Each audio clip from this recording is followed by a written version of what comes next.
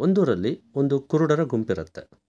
ಆ ಒಂದು ಊರಿಗೆ ಯಾರೋ ಒಬ್ಬರು ಆನೆಯನ್ನು ಕರೆತಂದಿದ್ದಾರೆ ಅನ್ನುವಂತಹ ವಿಷಯ ಆ ಕುರುಡರ ಗುಂಪಿಗೆ ಗೊತ್ತಾಗುತ್ತೆ.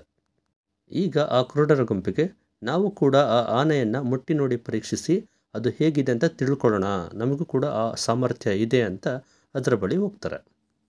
ಈಗ ಅವರೆಲ್ಲರೂ ಸಹ ಆ ಆನೆಯನ್ನು ಮುಟ್ಟಿ ನೋಡಿ ಪರೀಕ್ಷೆ ಮಾಡಿ, ಓ ನಾವು ಆನೆಯ ಬಗ್ಗೆ ತಿಳ್ಕೊಂಡ್ವಿ ಅಂತ ಅಂದ್ಕೊಂಡು ವಾಪಸ್ಸಾಗ್ತಾರೆ. ವಾಪಸ್ಸಾದ ನಂತರ ಅವರ ನಡುವೆ ಒಂದು ಚರ್ಚೆ ಶುರುವಾಗತ್ತೆ. ಒಬ್ಬ ಕುರುಡ ಹೇಳ್ತಾನೆ, ಆನೆಯು ಒಂದು ದೊಡ್ಡ ಹೆಬ್ಬಾವಿನಂತಿದೆ ಅಂತ. ಮತ್ತೊಬ್ಬ ಹೇಳ್ತಾನೆ, ಇಲ್ಲ ಇಲ್ಲ, ಆನೆಯು ಒಂದು ಈಟಿಯ ಥರ ಇದೆ ಅಂತ.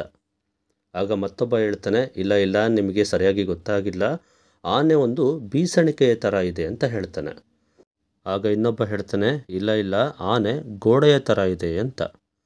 ಆಗ ಮತ್ತೊಬ್ಬ ಹೇಳ್ತಾನೆ, ಇಲ್ಲ ಇಲ್ಲ, ಆನೆ ಒಂದು ದೊಡ್ಡ ಕಂಬದಂತಿದೆ ಅಂತ. ಆಗ ಇನ್ನೊಬ್ಬ ಹೇಳ್ತಾನೆ, ನಿಮಗೆ ಯಾರಿಗೂ ಸರಿಯಾಗಿ ಗೊತ್ತಾಗಿಲ್ಲ, ಆನೆ ಒಂದು ಹಗ್ಗದ ರೀತಿ ಇದೆ ಅಂತ. ಈಗ ಅವರೆಲ್ಲರೂ ಸಹ ತಾವು ಹೇಳ್ತಿರೋದು ಸತ್ಯ ಅಂತ ಜಗಳಾಡೋದಕ್ಕೆ ಶುರು ಮಾಡ್ತಾರೆ. ಹಾಗಾದರೆ ಅವರ ನಡುವೆ ಜಗಳಾಗೋದಕ್ಕೆ ಕಾರಣ ಏನು? ಈ ಭಿನ್ನಾಭಿಪ್ರಾಯಗಳಿಗೆ ಕಾರಣ ಏನು? ಕಾರಣ ಏನು ಅಂದರೆ, ಯಾವ ಕುರುಡ ಆನೆಯ ಸೊಂಡಿಲನ್ನು ಸ್ಪರ್ಶ ಮಾಡಿ ಪರೀಕ್ಷೆ ಮಾಡಿರ್ತಾನೋ ಅವನು ಆನೆಯನ್ನು ಹೆಬ್ಬಾವಿನ ರೀತಿ ಇದೆ ಅಂತ ಅಂದ್ಕೊಳ್ತಾನೆ. ಯಾರು ಅದರ ದಂತವನ್ನು ಪರೀಕ್ಷೆ ಮಾಡಿರ್ತಾನೆ ಅವನು ಆನೆ ಒಂದು ಈಟಿಯ ರೀತಿ ಇದೆ ಅಂತ ಅಂದ್ಕೊಂಡಿರ್ತಾನೆ. ಹಾಗೆಯೇ ಆನೆಯ ಕಿವಿಯನ್ನು ಪರೀಕ್ಷೆ ಮಾಡಿದವನು, ಅದನ್ನು ಮುಟ್ಟಿ ಪರೀಕ್ಷೆ ಮಾಡಿದವನು ಅದು ಬೀಸಣಿಕೆಯ ರೀತಿ ಇದೆ ಅಂತ ಅಂದ್ಕೊಂಡಿರ್ತಾನೆ. ಹಾಗೆಯೇ ಆನೆಯ ಹೊಟ್ಟೆಯ ಭಾಗವನ್ನು ಸ್ಪರ್ಶ ಮಾಡಿ ನೋಡಿದವನು ಅದು ಒಂದು ಗೋಡೆಯ ರೀತಿ ಇದೆ ಅಂತ ಅಂದ್ಕೊಂಡಿರ್ತಾನೆ.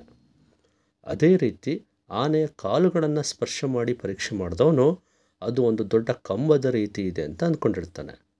ಹಾಗೆಯೇ ಆನೆಯ ಬಾಲವನ್ನು ಹಿಡಿದು ಪರೀಕ್ಷೆ ಮಾಡಿದವನು ಅದು ಒಂದು ಹಗ್ಗದ ರೀತಿ ಇದೆ ಅಂತ ಅಂದ್ಕೊಳ್ತಾನೆ. ಇವರೆಲ್ಲರೂ ಸಹ ಆನೆಯ ವಿವಿಧ ಭಾಗಗಳನ್ನು ಸ್ಪರ್ಶ ಮಾಡಿ ಪರೀಕ್ಷಿಸಿ ಭಾಗಗಳನ್ನೇ ಸಂಪೂರ್ಣವಾದ ಆನೆ ಅಂತ ಭಾವಿಸಿರ್ತಾರೆ. ಹಾಗೂ ತಾವು ತಿಳಿದದ್ದೇ ಪರಮಸತ್ಯ ಅನ್ನುವಂತಹ ನಂಬಿಕೆಯಲ್ಲಿ ಇವರಿರ್ತಾರೆ. ಹಾಗಾದರೆ ಅಲ್ಲಿರೋ ಪ್ರತಿಯೊಬ್ಬ ಕುರುಡ ಹೇಳ್ತಿರೋದು ನಿಜನ ಸುಳ್ಳ? ಅಲ್ಲಿರೋ ಕುರುಡರು ಹೇಳ್ತಾ ಇರೋದು ಸುಳ್ಳಲ್ಲ, ಆದರೆ ಅದೇ ಸಂಪೂರ್ಣವಾದ ಸತ್ಯವೂ ಕೂಡ ಅಲ್ಲ. ನಾವು ಕೂಡ ಹಾಗೆ ಅಲ್ವಾ? ಯಾವುದೋ ಒಂದು ಘಟನೆಯನ್ನು ನಮ್ಮದೇ ಕೋನದಲ್ಲಿ ಅರ್ಥೈಸಿಕೊಂಡು ಅದೇ ಪರಮಸತ್ಯ ಅಂತ ನಂಬಿರ್ತೀವಿ. ಅದರಾಚೆಗೆ ಸಂಪೂರ್ಣವಾದ ಸತ್ಯ ಅಂತ ಮತ್ತೊಂದಿರಬಹುದು ಅಂತ ನಾವು ಅರ್ಥ ಮಾಡ್ಕೋಬೇಕಾಗತ್ತೆ. ನನ್ನ ಮೂಗಿನ ನೇರಕ್ಕೆ ಕಂಡಿದ್ದೇ ಸತ್ಯ, ನಾನು ಅರ್ಥ ಮಾಡ್ಕೊಂಡಿರೋದೇ ಪರಮಸತ್ಯ, ಬೇರೆಯವರದು ತಪ್ಪು ಅಂತ ನಾವು ಭಾವಿಸಿದ್ರೆ ಅದೆಷ್ಟು ಸರಿ?